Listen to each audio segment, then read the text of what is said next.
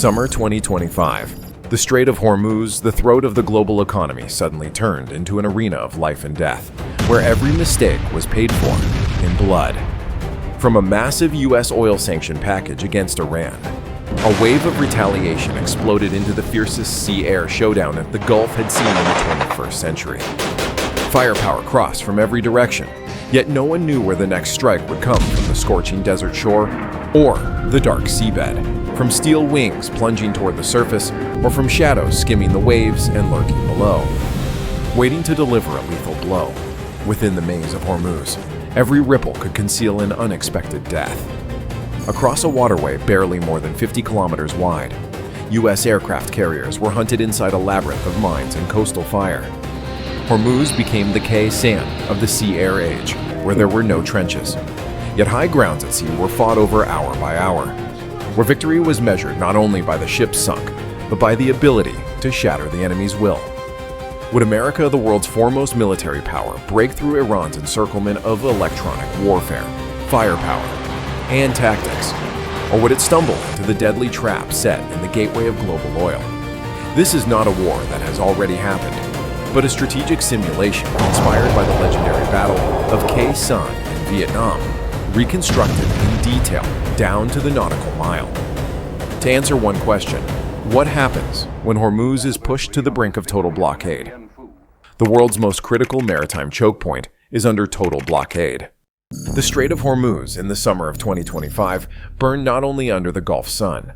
On July 30th, the U.S. Treasury unexpectedly announced the most comprehensive oil sanctions package since 2018. The blacklist stretched across more than 115 individuals, organizations, and vessels within Iran's transnational oil shipping network. Washington's statement was blunt. This was a strike to cut off financing for Tehran's nuclear and missile programs. In Bandar Abbas, Iran's Supreme Military Council convened an emergency session. The foreign minister declared before television cameras, "If Iran's oil is blocked, no nation will pass Hormuz safely." A map of the strait stretched across the table, every choke point and shipping lane marked in red. Their objective was clear: choke the world's economic lifeline. At the Gulf's doorway, 3 layers of interdiction were established. Outer layer Kausar 3 smart sea mines, each 2.1 meters long, weighing 230 kilograms, triggered by magnetic and pressure sensors, capable of distinguishing ship size. At a depth of 25 meters, the blast shockwave could dent the hull of a 300,000-ton tanker. Mines were laid in sawtooth formations across the 2 narrow channels. Middle layer NOR or C-802 range 120 km and Cater range 200 km anti-ship missile batteries, both derived from China's C-802, equipped with active radar seekers in terminal phase. Sea skimming at 5-7 meters to evade detection. Launchers were embedded in concrete revetments, masked with radar scattering nets.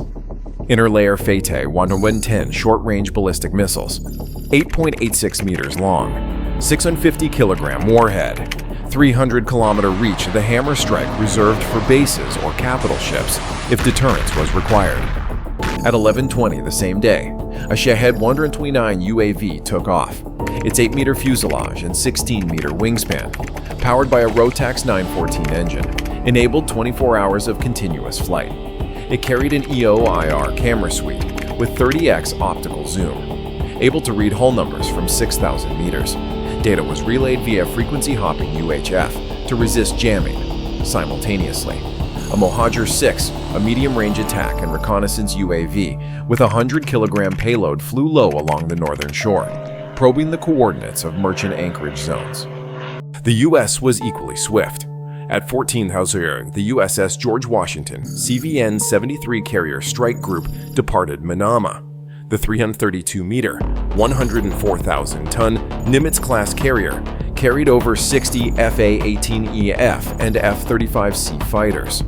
Escorting it were 2 Arleigh Burke Flight 2A destroyers, each fitted with the Aegis Combat System and AN/SPI-1DV radar, capable of directing SM-2 SM-6 ESSM, and C-RAM interceptors, plus a Ticonderoga-class cruiser serving as the northern missile shield. In the air, an E-2D Hawkeye was stationed southeast of Hormuz, just beyond Cater's missile envelope, sweeping 360 radar coverage across the Arabian Sea entry. Its mission: detect early waves of UAVs or cruise missiles launched from Iran's northern coast. Tehran countered by deploying a Ghadir long-range radar station on Cape Hormuz, its antenna fixed seaward to catch the Hawkeye's emissions, while a Shahed 129 looped behind Khe Sanh Island, exploiting terrain shadows to evade U.S. sensors. At lower altitude, a pair of U.S. EA-18G Growlers skimmed Oman's coast, conducting electronic suppression against Iranian shore radar clusters, opening temporary blind corridors for minesweepers to advance. Iran responded by flashing its fire control radars on and off within seconds, shifting Nor-Qatar launchers along coastal roads to avoid being locked. On the surface, US P-8A Poseidons laid sonobuoys in S-shaped patterns from the Gulf of Oman into Hormuz, forming an acoustic corridor for MH-60R helicopters and Avenger-class minesweepers to detect and neutralize mines. Iran countermoved with PACAP fast attack craft in small swarms hugging the northern shallows, ready to harass or drop drifting mines when opportunity allowed. Below, a U.S. Virginia-class nuclear submarine occupied the deep trench south of Khe Sanh Island, the mandatory route if Iran's Ghadir mini-submarines attempted to mine the eastern channel. Conversely, Iran stationed its Ghadirs in coves north of Khe Sanh, awaiting the moment U.S. forces became entangled in mines to slip through. Strategically, Washington prioritized keeping the eastern lane, the main commercial artery, open, while forcing Iran to expend UAVs and missiles at extended ranges. Tehran's strategy, in turn, was to concentrate fire on this choke point, compelling the U.S. to disperse firepower across multiple fronts at once. Closing the noose, perimeter under fire. At dawn on August 3, 2025, after nearly 3 days of unbearable tension at Hormuz, the assets Iran had quietly staged since late July finally roared to life.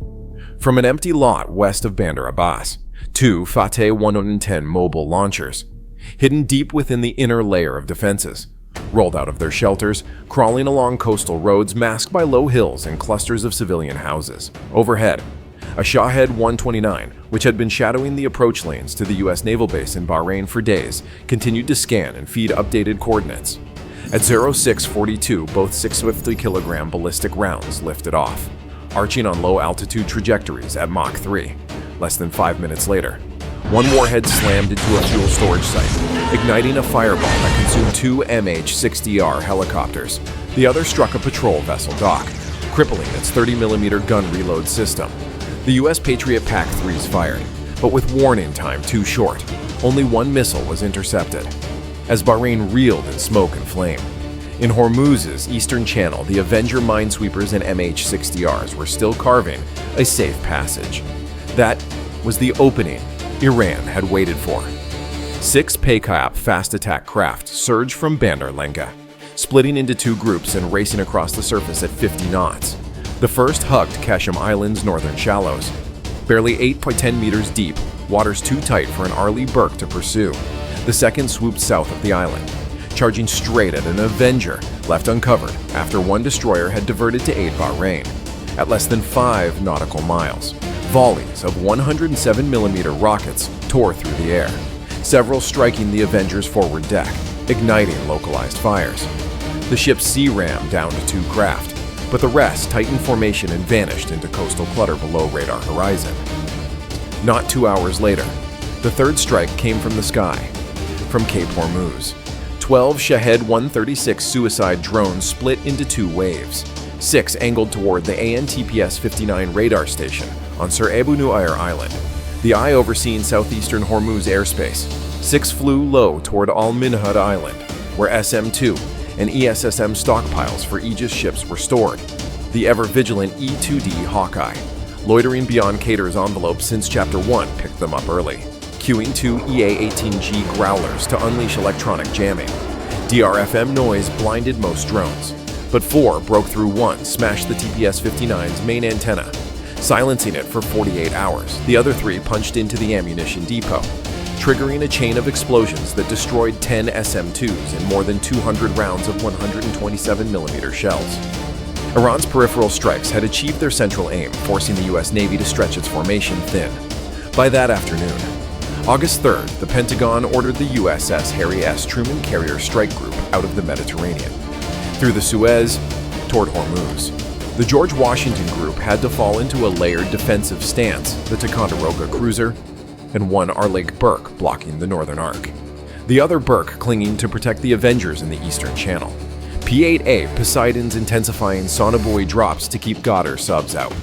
Overhead, Growlers focused their suppression fire along northern Khe Sanh, the suspected exit gate for most PACAP swarms. The results of these 4 days were stark: 2 U.S. escorts lightly damaged, 2 MH-60R helicopters destroyed, the TPS-59 radar blinded for nearly 2 days, and Al-Minhad's ammo dump severely hit. Iran, on the other hand, gained the psychological upper hand, proving it could strike targets beyond Hormuz.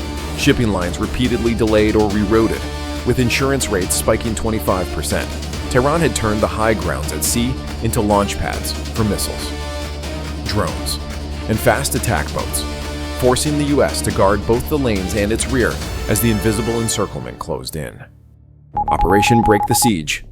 August 7, 2025, as the sun rose above the Gulf horizon, a new silhouette loomed over Hormuz's eastern skyline, the USS Harry S. Truman, CVN-75. After 4 days transiting the Suez Canal and cutting across the Arabian Sea, the Truman Strike Group linked up with the George Washington southeast of Hormuz. 2 carriers, fielding more than 120 fighters combined, turned the area into a colossal mobile launch pad. Their mission: carve a secure corridor through Hormuz, break the blockade, and restore maritime flow. The U.S. plan split into 2 attack axes. George Washington would pound northern Hormuz and Khe Sanh Island home to most Nor-Qatar launchers and Iranian surveillance radars. Truman would unleash firepower on Bandar Abbas and the inland missile depots. In the air, 28 Fa-18EFs and 12 F-35Cs split into 4 strike packages, each shielded by a pair of EA-18G Growlers. Every jet carried a mix of GBU-32 JDAMs, AGM-88 EA-RGM anti-radiation missiles, and AGM-154 JSOW standoff munitions to smash targets beyond low-altitude SAM envelopes. At Aero 812, the George Washington strike package skimmed Khe Sanh's northern coast at just 30 meters altitude, hugging terrain to stay below radar. Growlers lit up active jamming, locking on to Qatar fire control frequencies. In the 40-second blind corridor they created, 4 JDMs slammed into hardened revetments, destroying 3 Qatar launchers and an auxiliary ammo dump. Simultaneously, Truman's F-35Cs soared higher, releasing JSOWs from 100 kilometers out, obliterating 2 long-range radar stations west of Bandar Abbas. Beneath the surface, USS New Mexico Virginia class had been lying in the deep trench south of Khe Sanh since the night of August 6th. At 0905, it fired 10 Tomahawk Block 4s hugging the coastline, striking directly into Bandar Abbas Naval Base. 6 tore through the piers, wrecking 2 torpedo depots and a Ghadir sub-maintenance bay. 4 others shredded a Mohajer UAV hangar, torching at least 5 airframes under service. On the surface, 2 Avenger-class minesweepers and MH-60Rs from George Washington spearheaded an escorted convoy of test merchant ships. A Ticonderoga cruiser on the outer ring launched successive SM-2s to swat down Shahed 129 recon drones, while Truman's Arleigh Burke shielded the convoy's southern flank. Overhead, P-8A Poseidon sowed sonobuoys in S-shaped lines, sealing off every possible approach for surviving Ghadir submarines. By the close of August 8th, the battle report tallied at least 7 Nor-Qatar batteries destroyed, 2 supply depots flattened, Bandar Abbas Naval Base crippled for 48 hours. Yet Tehran moved quickly to recover. Mobile launchers were hauled eastward overnight, and reconnaissance drones were back on radar screens by dawn. Though the U.S. fleet had pried open a corridor through Hormuz, the passage remained safe only under the direct umbrella of both carrier groups. Merchant ships still crept forward in convoys, and insurance premiums refused to cool. Blockade renewed. Strategic retreat.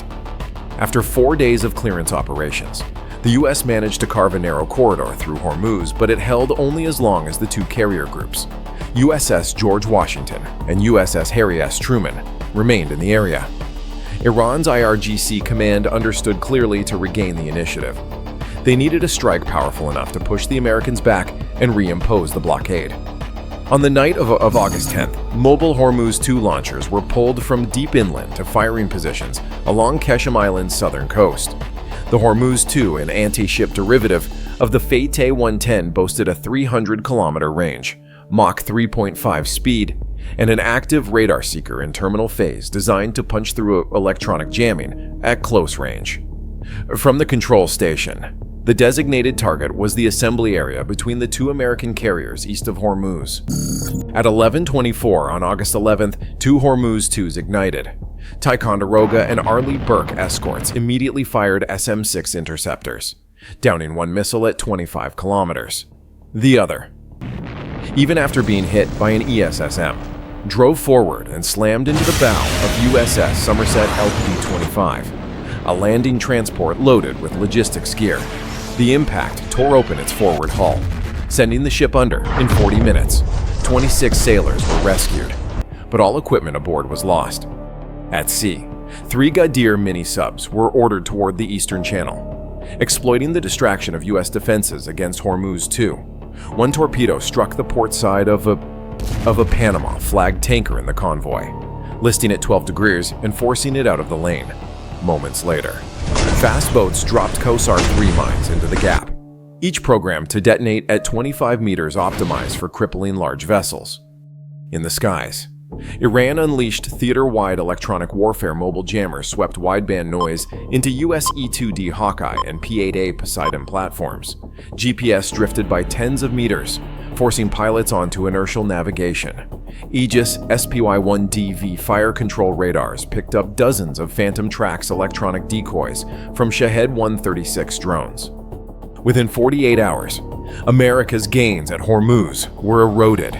On August 14th, the U.S. National Security Council announced a force repositioning ordering the Truman Group back to Diego Garcia and George Washington, east into the Arabian Sea, handing most patrol duties to Allied navies from Britain, France, and Japan. Hormuz's eastern lane returned to high-risk status. Insurance premiums surged, and global oil prices shot past $110 a barrel.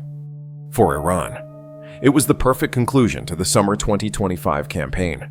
Without sinking a carrier or annihilating the U.S. fleet, they had still forced their adversary from the Gulf's gateway and demonstrated the ability to choke the strategic strait at will. The blockade closed not only with mines, missiles, and torpedoes, but with political leverage and psychological warfare. The summer clash at Hormuz showed that even with modern sea-air power unleashed, conflicts at strategic choke points can still be decided by flexible tactics, mastery of terrain, and political will.